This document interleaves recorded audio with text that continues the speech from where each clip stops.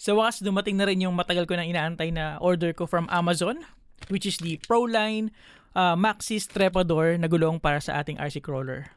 So tara, unbox natin, install natin, and pakita ko sa inyo. Alright, so ito na siya guys. Ang laki pala talaga niya and ang kapal niya. So ito yung stock tire ng Vanquish VS410 Phoenix Portal RTR. So kung makikita nyo, maganda rin ito. This is the Falcon. Ayoko kasing gamitin to kasi nanghihinayang ako kasi skill to. So bumili ako ng Trepador Maxis na 1.9.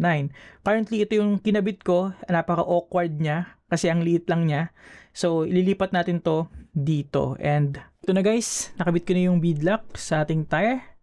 Ang ganda. Talagang excited na ako kasi makapit to. So ito yung yung stock na tire natin.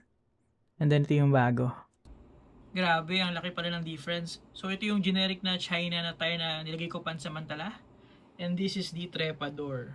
Tapos ito yung stock tire lang. So ang laki ng difference kung makikita nyo. Alright, so nakabit na natin.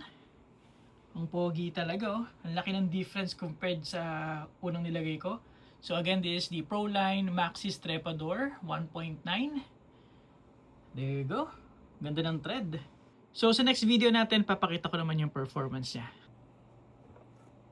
Follow for more and thank you for watching.